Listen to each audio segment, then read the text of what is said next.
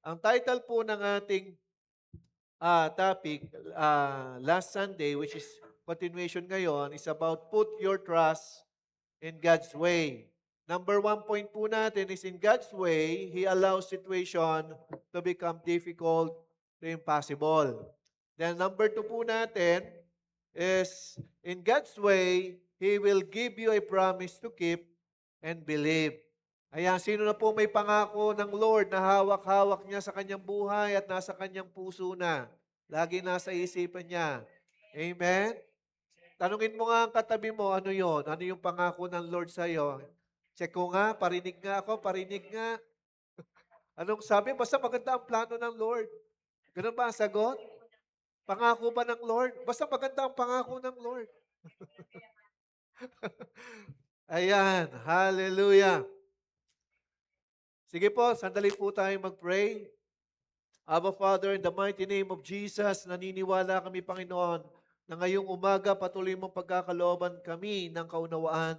Allow our minds and heart, O God, na patuloy na pagharian ng iyong kalooban, ng iyong salita, and even, Panginoon, ang aming mga deepest desire, O God, ay laging connected na mas maging intimate pa, Panginoon, ang aming relationship sa iyo. Allow this message na patuloy na makapture muli ang aming mga buhay at habang pinagpakatiwala po namin sa iyo ang lahat, this we pray in Jesus' name.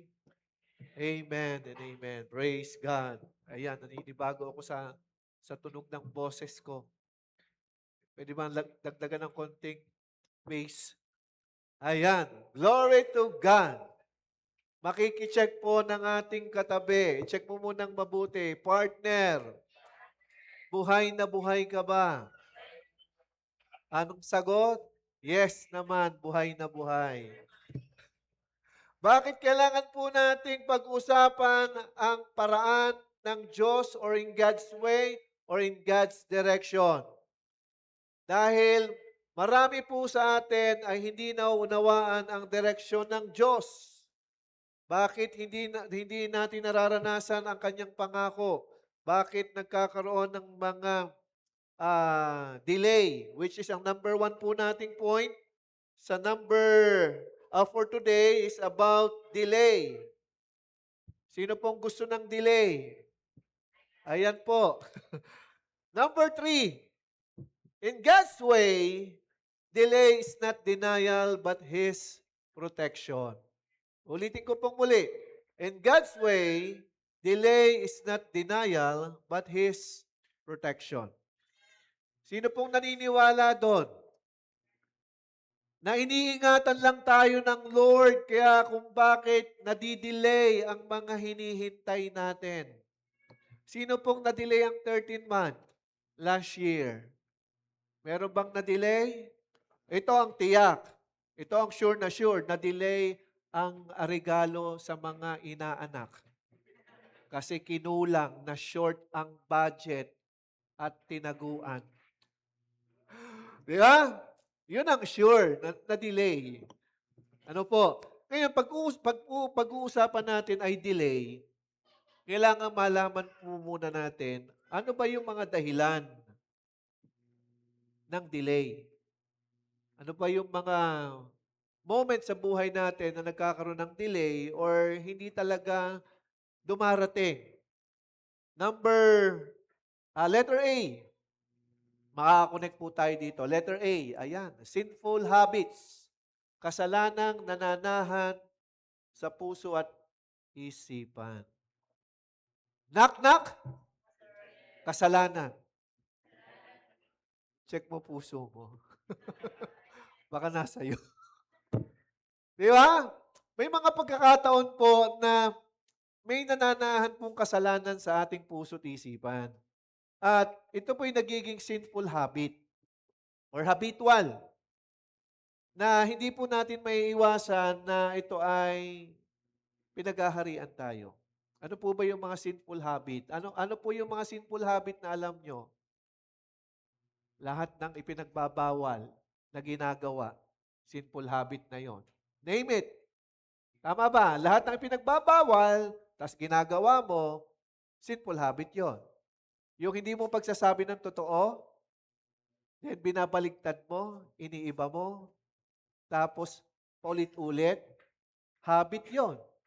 Kaya may kasalanang nananahan. Di ba? Kaya nga sabi nga ng marami, at ito po, magandang panghawakan, honesty is the best policy. Di ba? Maging honest lang tayo, maganda na ang buhay. Kaya kapag may kasalanan pong nananahan sa atin, nagkakaroon ng delay ng pagpapala. Makiki-check mo ang katabi mo, halaka. Ano yung tinatago mo? Meron ba? Sa harapan ng Diyos, wala tayong may tatago. Nais ng Lord iparana sa atin ang kanyang God's way na may kalakip na pagpapala at tagumpay. Sinong gustong magtagumpay ang kanyang buhay ngayong 2026? Diba? Nagdi-desire tayo ngayong 2026, wala na tayong mga setback ng tulad na nangyari nitong 2025 na marami tayong nagagawang failure at kasalanan na alam naman natin at aware tayo na nagagawa pa rin natin. Di ba? Kaya nagkakaroon po ng delay dahil merong nananahang kasalanan. Ang malaking tanong, invited ba yung kasalanan na yan? Invited at welcome na welcome ba natin? Definitely, yes. Bakit? Nananahan eh. Ano, ang isa pong bisita, magbibigay po ako sa inyo ng halimbawa, ang isang bisita, kapag na-welcome mo, kung ano yung kinakain mo, mas ginagandahan mo pa. Tama ba? Mas masarap. Tama ba? Pagbisita yon. Pag tumatagal na, anong tawag doon? Pag tumatagal na, ha? Ano raw? Pag abusita raw. Kayo may sabi nun, ha? Oh. Pag naghain ka ng pagkain, uy, baka hinahanap ka na sa inyo. 2 linggo ka na rito. May mga ganun, ano? Ngayon, ito po yung puntos. Kapag nawe-welcome ang kasalanan, pinakakain natin yan. Kaya nagkakaroon ng sinful habit. Ibig sabihin, may ginagawa ka na yung kasalanan yan, kaya naghahari sa iyong puso't isipan dahil meron kang ipinakakain sa Kanya. Na yung kilos ng iyong kamay at galaw ng iyong katawan, yun ang umaayon sa gusto nung iyong kasalanan. Okay? Name it. Mga kasalanan na tayo lang ang nakakaalam. Kaya nga po, may mga pagkakataon na kaya nating itago sa ngiti at sa good looks ang ating buhay na malinis. Walang bahid, dungis. Pero ang kitang-kita ng Lord kapag may mali at may kasalanang nananahan. Ngayon, ano po yung puntos na kailangan nating bigyan ng diin dito? Kailangan bang manahan pa ang kasalanang ito sa ating buhay? Hindi na. Makikisabi sa iyong katabi, bawal ha. Amen. Ano yung bawal? Lahat ng ipinagbabawal na alam mong hindi makakabuti, tigilan na yan. Amen. Partner, tumigil ka na. Ano daw ang ititigil? Ikaw ang nakakaalam nun. Siyempre, ikaw nag-alaga ng kasalanan ngayon. Again, pag inalagaan mo ang kasalanan, nag-uugat yan. Kaya kapag nagugat, nagbubunga yan ng mas malalim na pagkakasala. Kaya ang delay ng pagpapala ng Diyos lalong tumatagal. Kaya doon pa lang, madil na po natin ito. At isa po sa mga hindi natin napapansin, siguro ang ating pong alam na kasalanan, yung bawal pumatay, bawal magnakaw, bawal mangopya ng sagot ng katabi. Sino dito nangongopya ng sagot ng katabi? Tapos mali pala. di, di ba? Lahat ng ipinagbabawal na na-invite po sa ating buhay, na alam po natin, meron pa pong hindi tayo aware. Ito po yon. Ito po yung ating verse. Joshua chapter 1 verse 8 to 9. Sa mga familiar na po dito sa verse na ito, atin pong muling agunitain. Sabi dito, kaliligtaang basahin ang aklat ng kautusan. Doon pa lang, sa unang paragraph, sino nakalimot magbasa ng Bible ngayong araw na ito? Halaka. Di ba? Alam niyo po, ngayong taong ito, ni-remind ako ng Lord sa foundation ng paglago ng ating pananampalataya. Magbasa ng Biblia. Makikisabi sa iyong katabi, partner, nagbabasa ka ba ng Bible? Di ba? Hindi po natin napapansin, yes, wala namang nagiging kasalanan kapag hindi nagbasa ng Bible. Wala naman. Kaya lang, pag hindi ka nagbasa ng Bible, makakaligtaan mo ang Diyos. Yung imahe ng Diyos, maaari mong hindi maunawaan kung gaano kataas, kalalim, kalawak ang pag-ibig ng Diyos. Dahil nilinaw ng Panginoon sa Old Testament pa lang, basahin, wag daw kaliligtaan. Ngayon, may mga smartphone tayo, may mga naka-program na tayo ng devotion, naka-program na ang verse. Kumbaga, namamaximize natin si AI sa bagay na ito. Pero ito po kasing bagay na ito, pagkukulang na magdudulot ng pagkakasala. Uulitin ko, ito yung pagkukulang na maaaring magdulot ng pagkakasala. Di ba? Ano yung mga salita ng Diyos na hindi pa natin na-encounter? Definitely, hindi mo yan malalaman kung hindi ka nagbabasa ng Bible. Tama ba? Kaya mahalagang wag nating kaliligtaan. Ito po yung nagiging habit na ng marami. Even pastors, hindi po exempted dito. Maaaring puro gawain na lang, fellowship, life group, ano pa, activity, lahat na lang na activity. Kaya lang, ang sinabi po dito, madaling maintindihan, tama? Kukunin mo ang Bible, then babasahin mo. And then, ang bilin doon, huwag kakaligtaan. Sino po ditong nakaligtaang huminga? Wala naman. Diba? Kung ang ating paghinga, hindi natin nakakalimutan, itulad natin o reparis natin sa salita ng Diyos, na kulang ang ating araw pag hindi tayo nakapagbasa ng Biblia. Amen? Yung pong, yes, hindi siya simple habit, kaya lang it will lead papalayo sa Panginoon, sa pagkaunawa o pagkakilala sa Panginoon. At ito, kapag naging habit na nakaligtaan nating basahin ang Biblia, maaaring ito'y magbunga ng paglayo sa Panginoon or pagkalayo sa Panginoon. Tama ba? Di ba nafe-feel natin, minsan layo-layo mo, Lord, hindi kita ma-feel. Kahit nakikinig ako ng mga worship song, nakikinig ako ng mga preaching, pero may kulang. Ito yung kulang.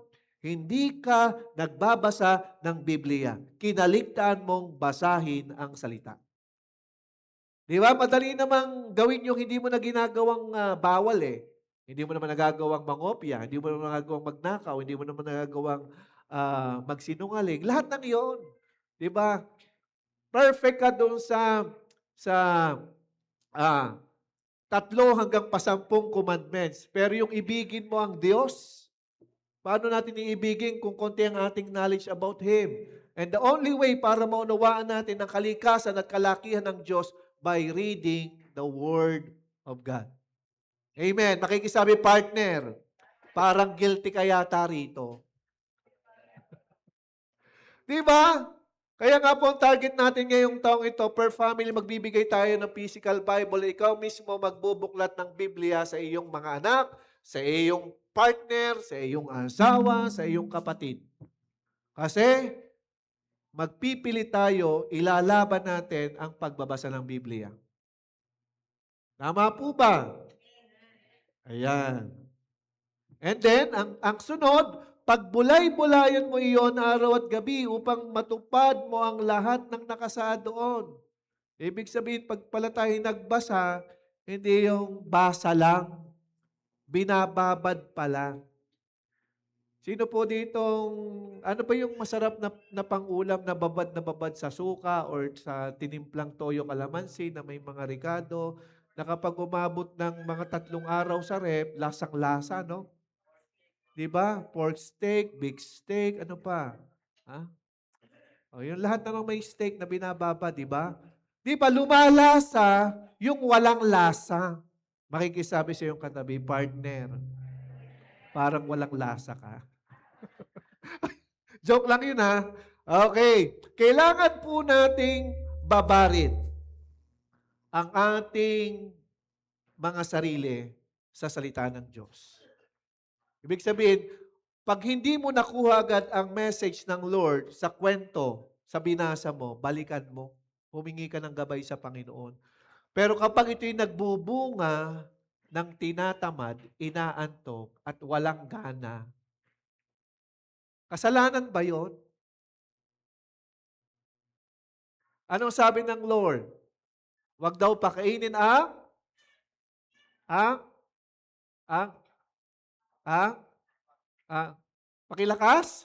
Huwag pakainin ang tamad. Kayo naman, alam nyo naman kayo talaga. Di ba? Ibig sabihin, huwag tayo maging tamad magbasa ng Biblia. Huwag tayo maging tamad na ito'y pagbulay-bulayan. Kasi ito ay kailangan natin para walang delay. And then, ang sabi po dito, sa ganoon, magiging sagana at matagumpay ang iyong buhay. Tandaan mo ang biling ko. Magpakatatag ka at lakasan mo ang iyong loob. Huwag kang matatakot mawawala ng pag-asa sapagkat akong si Yahweh, ang iyong Diyos, ay kasama mo saan ka man magpunta. To be honest po sa ating lahat, kapag may moment ka pa rin na nawawalan ka ng gana sa salita ng Diyos, wala pa sa iyo ang tamang puso. Uulitin ko, hanggat may karanasan ka, the moment hawakan mo ang Biblia, electronic Bible man yan or physical Bible, na wala kang gana, wala kang interes, ibig sabihin, kung doon pa lang wala kang gana, wala kang interes, paano na yung revelation? Paano ang Lord magbibigay ng understanding and wisdom from the time na nagbasa ka, ipinakita mo kay Lord na wala kang gana at tinatamad ka. Di ba? Kaya nagtatanong tayo ng revelation, nagtatanong tayo ng Lord, ano yung word mo sa akin? Kaya lang, hindi mo naman ipinakita sa Panginoon ang interes. Kaya ang word po dito ng Lord na magpakatatag ka at lakasan mo ang iyong loob, ibig sabihin, huwag mong titigilan hanggat hindi ka in love sa salita. Ulitin ko, huwag mong titigilan ang magbasa hanggat hindi ka in love sa nagsasalita. Tandaan natin, ang word ni Lord is the word of God that became flesh. And the word is God. Kaya, kapag nagbasa ka, i-connect mo ang pagbabasa mo sa nagsasalita. As mention ng Panginoon, kapag meron tayong isang hindi naganap sa 10 utos ng Diyos, na-violate na natin the whole book. Ibig sabihin, nakaligtaan natin yung nagsasalita. Ibig sabihin, we are for perfection. Makikisabi sa iyong katabi, magiging perfect ka. Kasi ang Lord, ang siyang nagbibigay ng perfection sa ating pananampalataya. Amen? Kaya doon po tayo connect.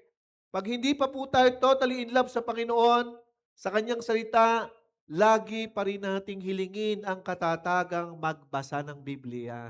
Ang lakas ng loob magbasa ng Biblia. Minsan, mas malakas pa tayong manigaw ng ating kapwa kaysa magbasa ng Biblia. Amen? Sino ditong malakas sumigaw pag gutom na? Gutom na ako! Ayan. Nakakasunod po ba? Letter B. In God's way, bakit nagkakaroon ng delay? Pero God's protection, lack of faith.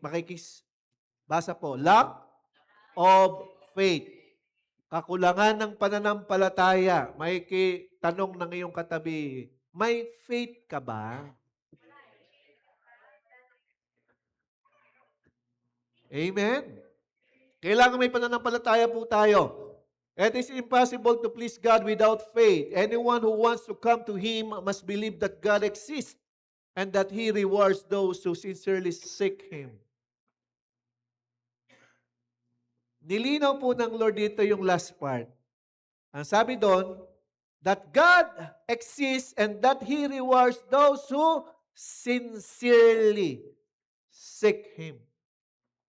Paano mo malalamang sincere ang manliligaw mo? Sino nakaranas nitong ligawan? Sa mga kalalakihan, nakaranas ka bang ligawan? Sa mga babayihan, nakaranas ka bang ligawan? Paano mo nalamang sincere siya sa'yo? Check, check, check nga. Di ibig sabihin, laging nandyan. Yung gusto mo, ginagawa. Yung favorite mo, ibinibigay. Kahit nagtampo-tampuhan ka, susuyo-suyuin ka rin. Diba? Walang dahilan. Ibig sabihin, ang sincerity shows consistency. Ulitin ko, sincerity shows consistency. Kailangan consistent tayong hanapin ng Lord. Amen? Saan ba ako pumepesto? Parang, dadating na ba ang Lord? Ay, ito. Ay, ikaw pala. Ikaw talaga. Ayan. Wala ko, darating na si Lord eh. Di ba? Sincerity without consistency is useless. Kailangan makita ang consistency. Kasi ang pananampalataya po, as mentioned, ito'y bagay na hindi nakikita pero inaasahan nating darating. At kailangan may action. Kaya nga malalaman natin ang sincerity ng isang tao. Gising ka na? Nakapag-breakfast ka na? Anong kinain mo? Kaldereta? Wala pang tanghalian, nangamusta ka na uli. Saan ka ngayon? Sincerity shows consistency ng concern. Okay? Lilinawin ko. Ipakita mo kay Lord yung concern mo sa salita. Kasi in God's way, hinihintay ng Lord yung consistency. Hinihintay ng Lord sa atin na nagtsatsaga tayo magpakatatag kahit antok na tayo magbasa ng Biblia. Nilalabanan natin. Alam niyo po, nauso mga coffee shop. Tama ba? Ang daming coffee shop. And there are coffee shop na unlimited. Diba? Nagpapakapuyat sa iba't ibang dahilan. Tama ba? Nagpapakapuyat para mag-review. Meron man nagpapakapuyat para maglaro. Diba? Nagpupuyat tayo sa maraming dahilan. Meron pa rin. Ayaw yata akong palapitin. Okay? Pero nakakaligtaan natin na ang pananampalataya needs consistency. Kaya ang fellowship, ang pagbabasa ng Biblia, ang lahat ng ating ginagawa na ukol sa Panginoon niya na nagpapalago ng pananampalataya, lalo kapag sinusubo ka na. Sino ditong walang pera? O ngayon wala kang pera, mamaya meron na. Amen? Hindi pwede, hindi magkakaroon. Di ba? Ang principle ng Lord, from nothing to something, galing sa wala, magkakaroon. At yung meron, mawawalan. That is very, very simple. Di ba? Kaya, partner, share naman din. Nakukuha na po natin ang pananampalataya. Ilagay natin ang pananampalataya natin kay Lord. Ganito po, kailangan makakonect tayong lahat. Ang salita ng Diyos na binasa mo, lalo nagpakita ka ng sincerity, mangungusap ang salita sa'yo. Sasabihin ng salita ng Lord sa'yo, angkinin mo ako, panghawakan mo ako, ako'y sa'yo, ikay sa akin. Woo! Di ba? Inaawitan natin kung sino-sino, pero ang Lord, hirap na hirap tayong awitan. Diba? Ang salita ng Diyos ay para sa atin. Ibinibigay sa iyo freely. May buwis dugo pa ang Panginoong Hesus. Diba? Kaya ibinibigay sa iyo, ang kinin mo, mangungusap ang salita at nais niya mag-rest at mag-dwell sa atin. And that will be the start ng pananampalataya na ito'y umusbong, lumago, at panghawakan natin. Kapag dumating ang pagsubok, maaalala mo yan. Oo nga pala, may pangako ang Lord na kasama niya ako, sinasamahan niya ako. Di ba? Kaya mangyayari ang pananampalataya na magiging ganap. Kaya, pag buo ang pananampalataya, walang delay. Sino pong naniniwala ngayong taong ito? Wala nang delay ngayong 2026. Lahat ng pagpapala, hinihiling natin kay Lord ay darating. Pwede ba nating palakpakan si Lord doon? Nagkakaisa po tayo. Ito po ang deklarasyon ko ngayong taong ito. Since last year, pinagpipray ko, walang delay. Hallelujah. Sa mga delay na pinagse-celebrate din po sa mga mag-asawa. Alam nyo na yon. May mga delay na isineselebrate. Tama ba sa mga couple? O sa mga couple dyan, baka naman din nyo pinaplano magkaroon ng delay para magkaroon na ng mga anak. Alam nyo na. Di ba? Ayan. Malinaw na po. Bibilisan na natin. Letter C. Testing delay. Sino po ditong gustong matest ni Lord? Talaga namang may delay ng pagpapala ng Lord, di ba? Sino po ditong ongoing ang testing ng Lord? Tinetest po ako ni Lord eh. Lagi na lang inilalagay ako sa lugar na matitindi ang tukso. Sino ba nagpunta doon sa lugar na iyon na may tukso? Ako po. Hala? Di ba sabi ng Lord, layuan mo ang tukso! Ba't nandun ka? Malinaw na, di ba? Ang tukso, lalayuan, wag mong pupuntahan. Makikisabi sa katabi, wag mong puntahan ang tukso ha. Sabi ng Lord, layuan. Sabi ng mga kapatid, ayaw ko pang may love. Strict ang parents ko. Ayaw ko pa, ba't malapit ka ng lapit? Friends lang ha. Mga kabataan, friends lang ha. The label is, we are good friends. Nothing more, nothing less. Agree ba mga kabataan? Parang wala yata nag-agree dito. Ha? Agree tayo lahat. Nothing more, nothing less. We are friends, okay? Bakit mo binibigyan ng chocolate? We are friends lang ha. Huwag mo tanggapin kung magkaibigan lang kayo. Di ba? Malibang birthday mo. Di ba? Okay lang yun pag birthday mo. Di ba? Kasi ganun talaga yon. Nakakasunod po ba ang lahat? Testing delay. Job chapter 1 verse 8 to 10. Sabi po dito, then the Lord asked Satan, have you noticed my servant Job? He is the finest man in all the earth. He is blameless, a man of complete integrity. He fears God and stays away from evil. Satan replied to the Lord, yes, but Job has good reason to fear God. You have always put a wall of protection around him and his home and his property. You have made him prosper in everything he does. Look how rich he is. Nag-usap si Satanas at ang Diyos. Proud si God kay Job. Binibida niya kay Satan. Parang ganito yon. Parang ikaw lang si Job. Binibida ka ng Lord kay Satan. Uy, napakabait ng taong ito. Itong si, sabihin mo pangalan mo, ako, di ba? Pero may testing palang parating. Binabantayan din pala tayo ng kaaway. Di ba? O sa mga, ano dyan ha, sa mga, may mga boundaries tayo ha. Okay, alam niyo yung mga boundaries. Ayan. Tinesting si Job at inalaw ng Lord na matesting siya. Tuloy po natin. Verse 12. 11 and 12. Same book po ng Job. But reach out and take away everything he has, and he will surely curse you to your face. All right, you may test him. Sabay-sabay po nating basahin. All right, you may test him. Turn to your neighbor, partner. Yan ang sabi ng Lord. All right, you may test him. Lahat po tayo, believer, andyan sa process na yan. Hindi naman tayo magsasabing wala tayong pananampalataya, tama? We know workout natin ito, tama? hindi rin natin sasabihin tayo nabubuhay pa rin sa sinful habit kasi lumalaban pa rin tayo, tama? Di ba? Nais nating maging banal tulad ng ating Panginoon.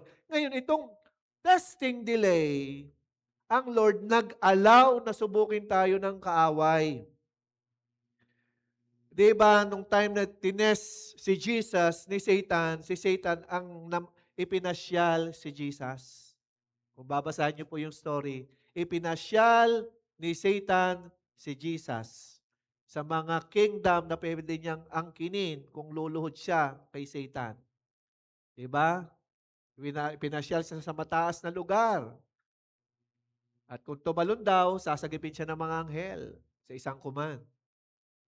Kaya sa atin din, ipinapasyal pala tayo ng kaaway ni Satan.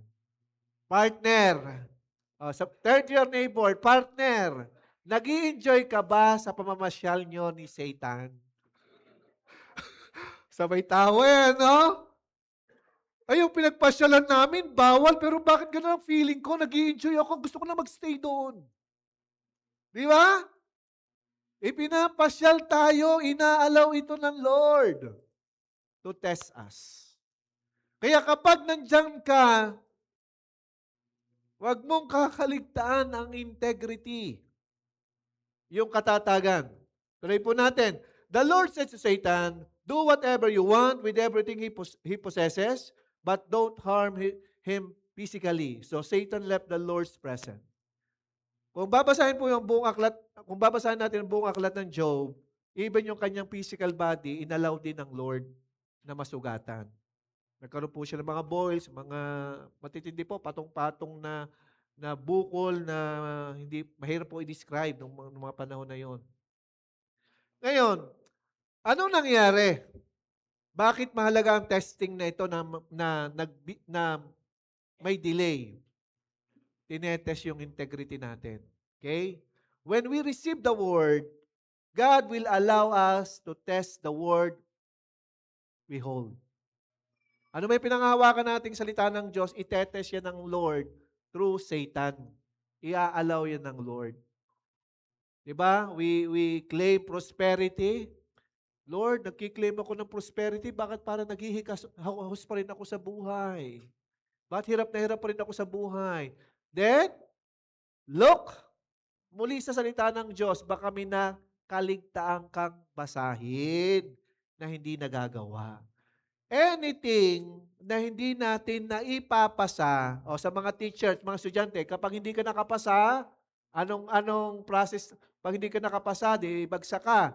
Ang next stage or level ay magre-retake. Tama ba? Magre-retake. Uulit ng exam. Hanggat hindi mo naipasa, panay ang retake ng buhay. Kaya ang delay pa rin. Kaya, ipasa natin. May kisabi sa ating katabi, ipasa natin ha.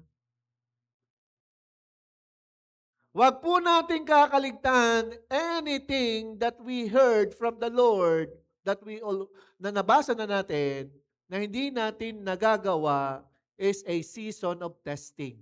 Laging may retake. Ito po, sa mga napansin ko. God can easily prosper us. Tama ba?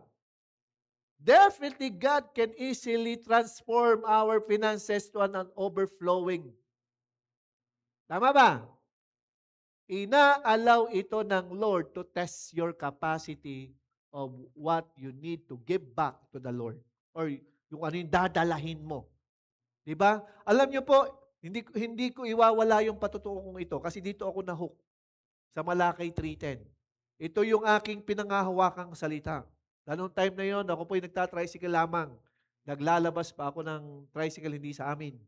Pinanghawakan ko yun. Nangungusap sa akin yun eh. Sabi ng Lord, subukin. Kala mo, Lord, maano mo ako, madeder mo ako, ha? Hindi mo ako madeder. Ikaw madeder sa aking pananampalataya. Ganun ako. Ganun na aking stand. Talagang kumita ako ng 130 pesos. Malaking pera na po yung mga panahon na yun. Ipon-ipon ko yon. Ang 10%. Basta gada kumita ko araw-araw, ipon-ipon ko. Lord, eto na, Sunday na. Isang bagsakan. Walang delay. Lord, wala akong delay. Walang delay ang aking pagbibigay.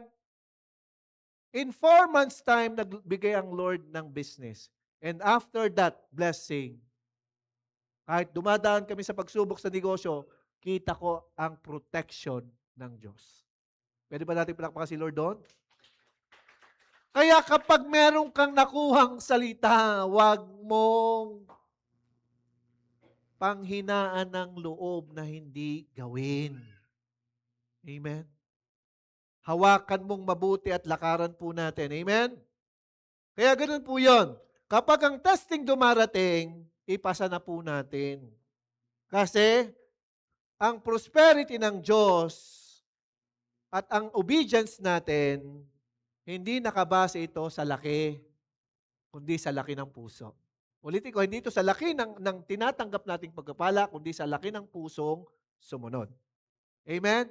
Makikisabi sa iyong katabi, ang laki ng puso mo na sumunod kay Lord. Amen? Ganun po, nakikita ng Lord, this guy, this woman, this child has a big heart.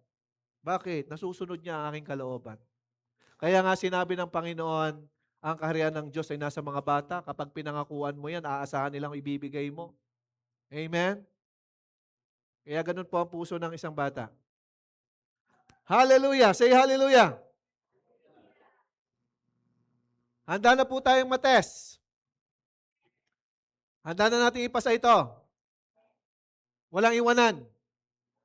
Patuloy ang bigayan. Amen. Parang ayaw nyo na magbigay Amen. Letter D, delay. Divine delay.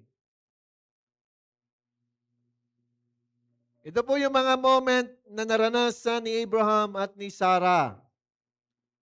The Lord appeared again to Abraham near the oak grove belonging to Mamre. One day, Abraham was sitting at the entrance of his tent during the hottest part of the day. Verse 2, he looked up and noticed 3 men standing nearby. When he saw them, he ran to meet them and welcomed them, bowing low to the ground. Yun lang po ang aking kinuhang verse. Nung mapangakuan po si Abraham, Abraham pa lang nung time na yon, Sarai, naging Sarah, 75 years old po siya. At hindi po talaga magkaanak si Sarai. Then, ang kaganapan ng pangako ng Diyos natupad, 100 years old na si Abraham at 99 si Sarai. Ilang taon na naghintay? 25 years. Ngayon, may mapapansin kayo kay Abraham. Sino dito na pangakuan ng 1 taon, inip na? Sino nakaranas mapangakuan ng 1 taon, inip na? O kaya ganito, hindi ka sanay ng 1 taon. 1 araw. Napangakuan ka ng 1 araw. Ilang oras 1 araw? 24 hours. Nangako sa'yo ng alas 8 ng umaga. Pagdating ng alas 6 ng hapon, inip ka na. Parang hindi na yata matutupad ang pangako nito Parang malabo na yata ito Yeah? Mapapansin niyo yan. Kay Abraham, anong binasa ko? Excited si Abraham salubungin yung 3. And he knows dadalaw ang Diyos sa kanya dahil may divine intervention. Kaya kapag may divine delay, may divine intervention at may pangakong ibinigay na pinangawakan. Kung babalikan po natin yung ating last Sunday, di ba? May ibinigay na pangako na pinangawakan si Abraham at si Sarai at yun ang excitement na meron si Abraham na nag-aabang lagi sa pagdalaw ng Panginoon. Sino po ditong excited sa pagdalaw ng Panginoon? Ay ito, nangyayari sa ating buhay. Ba't pagdadalawin ka ng life group leader mo, tinataguan mo, representative yun ng Lord? Uy, tinaguan. Oh, wala po si ano. Naboboard na. Di ba? Huwag pong ganun. Kung si Abraham, In 25 years na lumipas, hindi nagbago yung momentum o yung peak ng kanyang excitement sa pangako ng Diyos matutupad. Dapat meron din tayong ganong character. Amen? Excited tayong tuparin na matupad ang pangako ng Lord. Sino po dito may pinangahawakan ng pangako ng Lord? Jeremiah 29 verse 11, ano sabi doon? For I know the plans I have for you, says the Lord. Plan to prosper you and not to harm you. Di ba? Plan to give you hope in the future. O, di ba? Kaya yung kapatid mo, yung katabi mo, may future yan. Amen? Para namang pastor, walang future to eh. Meron yan. Sabihan mo, meron kang future. Ang Lord na nangako. Amen. Malinaw na po ba ang divine delay ay yung bagay na imposible pero naging posible? May divine intervention at namagitan ang Lord. Again, Lord, promise, the Lord, promise. Another 10 minutes. Malapit na. Number 4 and the last. Itanaas na po ang bandera ng time out. Palaban pa po ako. Kayo ba? Palaban pa rin? Amen! Amen! Say hallelujah. O yan. In God's way, our way is not the best way. May kisabi. In God's way, our way is not the best way. Naniniwala mo ba tayo na kahit anong gawin nating paraan, pagandahin man natin, hindi pa rin yan ang the best? Amen. In God's way, kailangan maging kahanga-hanga po ang God's way, God's direction, God's will, God's purpose. Yung salitang kahanga-hanga, kailangan maipakita natin kay Lord John. Saan po napiplis ang Lord? Kapag humanga na tayo sa Kanya, sa Kanyang paraan. Kaya nga yung mga humanga sa Kanyang paraan, salamat na lang sa kalooban ng Lord. Buti na lang hindi ako nagtiwala sa iyo. Hindi rin ako nagtiwala sa sarili ko. Diba? Nagtiwala tayo kay Lord. Amen? Ngayon, sa number 4 po, inihiwalay ko po ito, meron po tayong isa ring dinadaanan, ang tawag po dito ay preparation delay.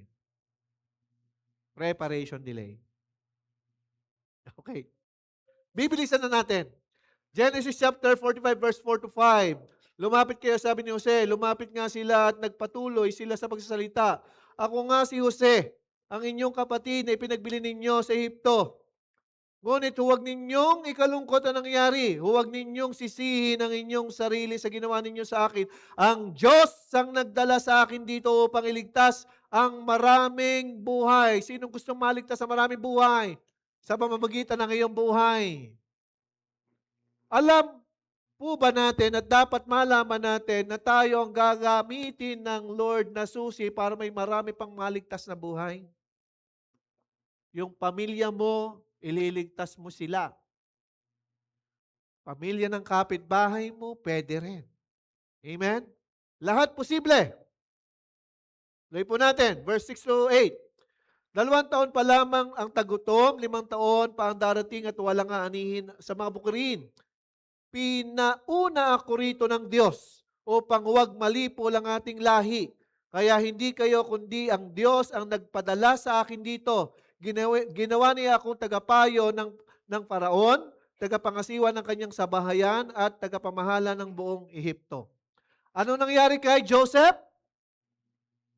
Na-process niya ang preparation delay ng accurate. Bakit? Na naginip si Joseph, kaya nga binasagan siyang Joseph the Dreamer. At yung panaginip niya, yung mga ani ng kanyang mga anak, nag-bow down sa kanya. Ang mga araw at bituin, nag-false din sa kanya. Na na-misinterpret po yun ni Josue.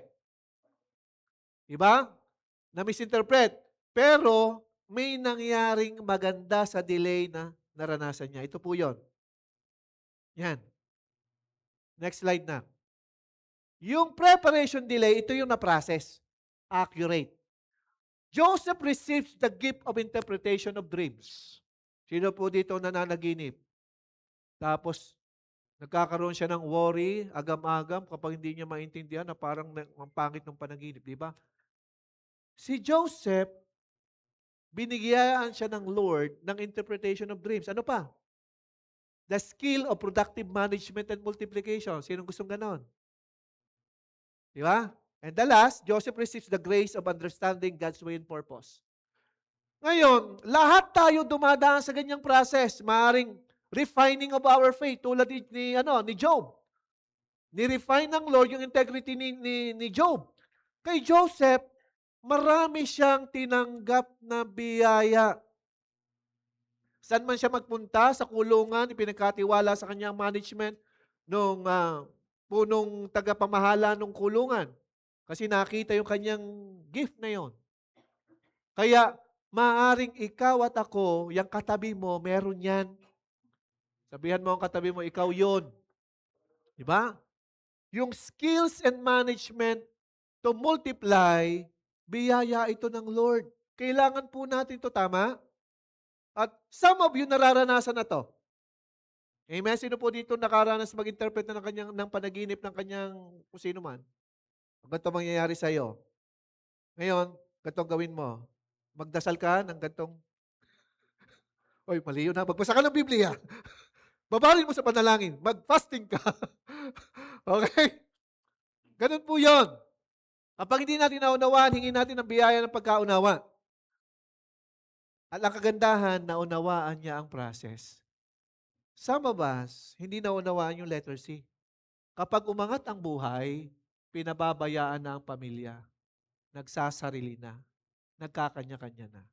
Kinalilimutan na ang Lord ang nag-alis from poverty to prosperity. Tama ba? Inalis ka nga ng Lord para tulungan mo nga silang makaahon. Alam niyo po, nag-reflect ako with my wife kasi ang dami rin pong pressure sa kay Pastora Tess with her family. Then, napunta kami ng Batangas. 5 minutes more. I'll make it 5 minutes. Amen! Say hallelujah! Okay, ganito po yun. Kailangang makita mo yung paraan ng Diyos paano napaprocess ang pinagdadaanan mo ngayon. Kailangan makita natin. Kasi pag hindi mo nakita, mamamali ka ng interpretasyon. Dahil namali ka ng interpretasyon, ang iyong action will definitely fail. Mamamali ka rin ng decision at action. Kaya, delay will always happen in your life. Amen? Huwag po nating ilagay ang tiwala na okay na ang buhay natin. Yun ang plano ng Diyos. Ask Him directly. Tanungin natin si Lord. Baka meron tayong namimiss na lesson. Baka meron tayong hindi nagagawa. Baka may kailangan tayong i-reach out na nakakalimutan na natin. Ito po kagandahan ng Biblia. Pag nagbasa ka ng Bible, i-remind ka ng Lord ng lahat ng vow mo. Sino po dito nangako na kay Lord? Lord, ibigay mo lang sa akin lahat ng ito. Gagawin ko itong lahat na ito. Ipapaalala yan sa atin ng Lord. Definitely habang nagbababad tayo. And that is understanding His way. Sinabi ng Lord, kung ano man yung binitawan mong pangako sa akin, make sure na gagawin mo yan. Even with all the witnesses na mga nakarinig nito at kung sino man ang tatanggap yan. Amen? Sige po, tayo po'y tumayo na. Nakuha po ba natin ang lesson?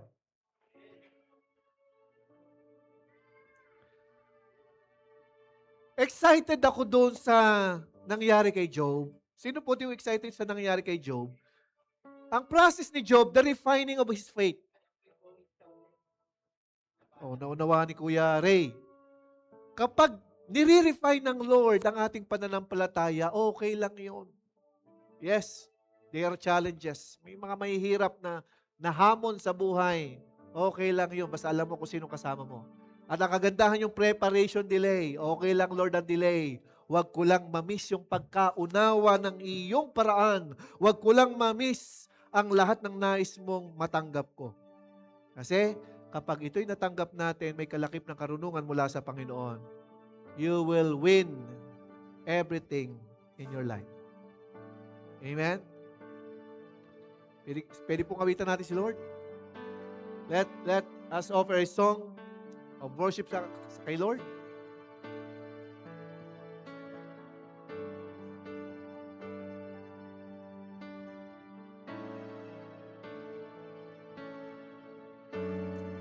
Kahit anumang panahon, mabigat man ang maging sitwasyon, ikaw lamang ang sandigan, Panginoong Jesus.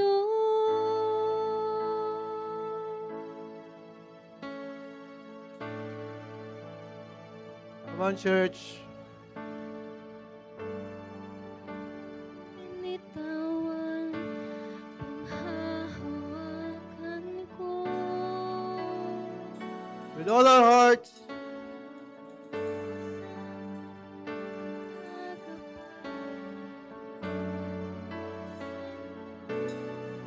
focus lang tayo kay Lord.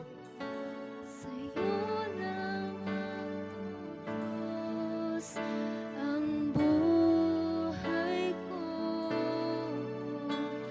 Gamitin mo hanggang sa nais mo. Pangako mong binitawan, panghahawakan ko.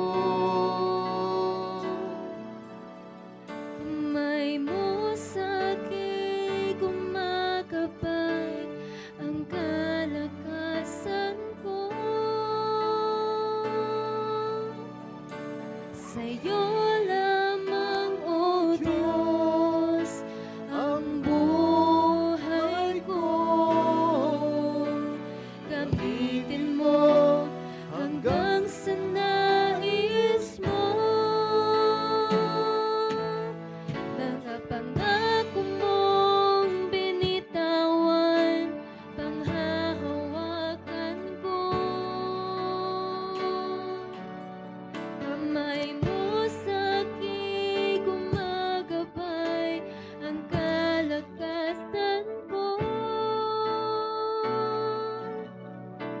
Sa'yo lamang, O Diyos, ang buhay ko. Gamitin mo hanggang sa nais mo. Mga pangako mong binitawan, panghahawakan ko. Kamay mo sa'kin gumagabay, ang kalakasan ko. Sa'yo lamang, O Diyos, ang buhay ko. Gamitin mo hanggang sa nais mo.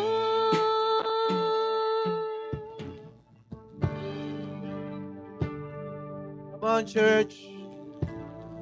Allow the presence of God to flow in your life, sa puso mo, sa isipan mo. Allow His mighty presence. In His way, humanga ka. Patuloy kang humanga sa paraan at direksyon ng Diyos sa buhay mo.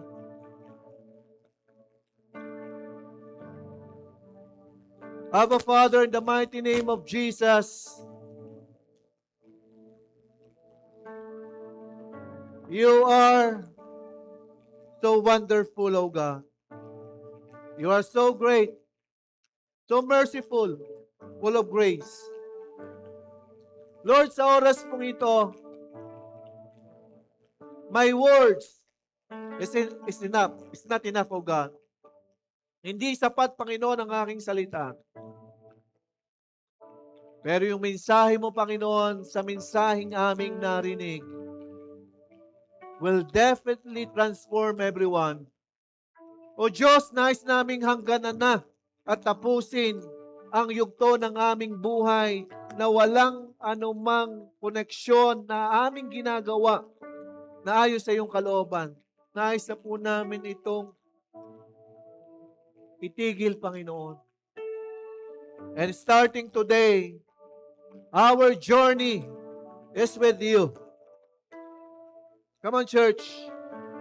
Allow the presence of God to speak to your heart. Lord, mangusap ka, Panginoon, sa puso ng bawat isa. This is your moment, O God. Sa mga kabataan na naririto, sa bawat lalaki at babaeng naririto, whatever, O God, ang age ng bawat isa. I pray, O God, tulad ni Joseph, tulad ni Job, ni Abraham, ni Isaac, ni Jacob, O God. Lord, na process ng bawat isa mong lingkod ang paraan mo. Hayaan mo, Panginoon, na ma-highlight sa buhay ng bawat isa na ikaw ang pinakamagandang tagapagplano ng aming buhay. Allow that connection, Panginoon, in the lives of your people na nakakarinig, Panginoon, ng mensaheng ito. I pray, O God, na kung may kailangang mabagong plano ngayong taong ito na nakaligtaan, na isama ka sa plano, O God, I pray, O God, samahan mo ang bawat isa. Let your company of victory, favor, and multiplication, O God, ay maranasan ng bawat isa.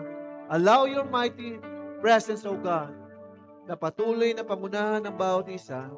At hayaan mo, Diyos, na patuloy na maparangalang ka magpakailan pa man. This we pray in Jesus' name. Amen and amen.